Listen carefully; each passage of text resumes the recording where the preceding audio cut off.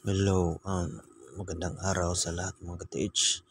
Para sa mga aking mga subscriber at sa hindi pa subscriber, paki-subscribe na lang mga ka-TH para sa mas maraming video na aming exploration. Isa nga pala to sa mga area mga TH na aming in-explore at talagang namamangha kayo sa mga marker na ginawa ng mga dating mga tao dito, mga Hapones na nag-camp dito. Mayroong Japanese camp dito mga TH noong World War II. Yan. Yan. Kikita nyo mga TH. Isa itong yungib ng kuweba mga TH. Tingnan nyo. Ayan.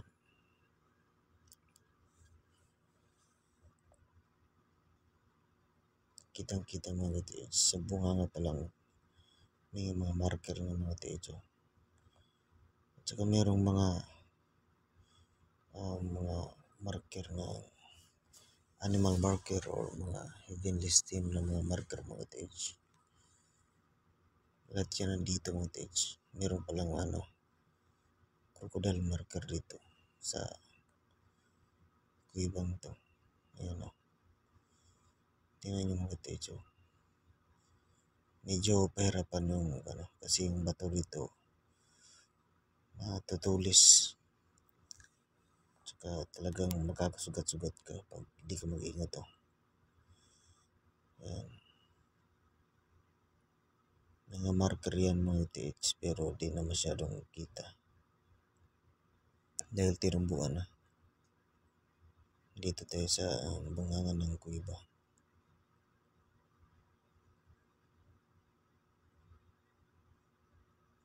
Tingnan nyo lang mga TH para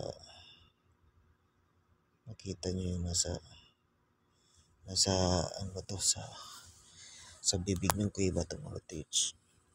Meron itong mga marker dito na papakita ko sa inyo. Ayan o. Nandito tayo sa ilalim. Ito yung view sa ilalim ng ka-TH. Tapos dito sa baba meron tayong ginawang test dig ng ka-TH. Tsaka nakuhaan natin ng mga marker na nagpahiwatig na meron talagang laman yung natin. Okay natin mga TH. Isa to sa sa leaks pa to sa labas to mga TH. Yan o. Arrow. Yan. Yan o. Mga cottage stone na pointing down. Ito yung mga relevant marker. Pero may mga marker talagang sinadyan lang ginawa para talaga mabasa ng decoder o sa taga yan o. 1, ibig sabihin yan mo TH 1 deposit under. Yan. Medyo di pa nilinisan mo TH pero marami yan, maraming marker yan.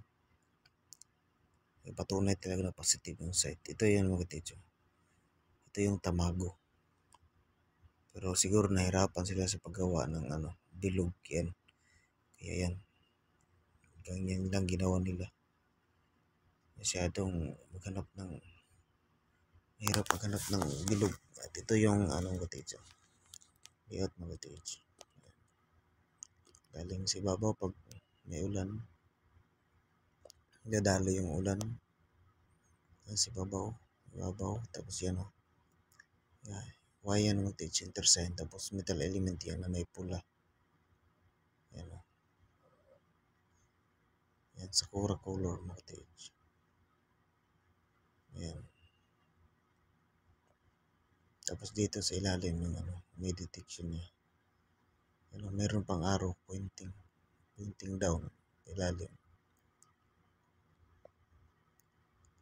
Yan o. Pag umuulan, talagang dyan pupunta yung tubig. Kasi nga may pinapalamigan sila. Yan o. Talagang basa yung lupa kasi Kasi nga para sa pagpalamig. Yan, meron pang slash na isa. Yan. Pointing down yung arrow mga ka-TH.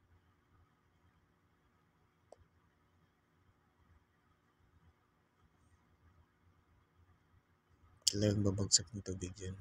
Yung sa spot na yan.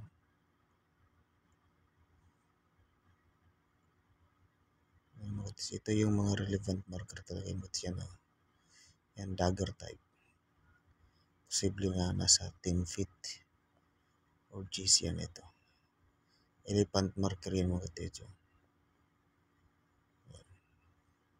Ito na yung susi mga ka-TH. Or parang key na marker. Nakatusok yan sa ilalim mga ka-TH.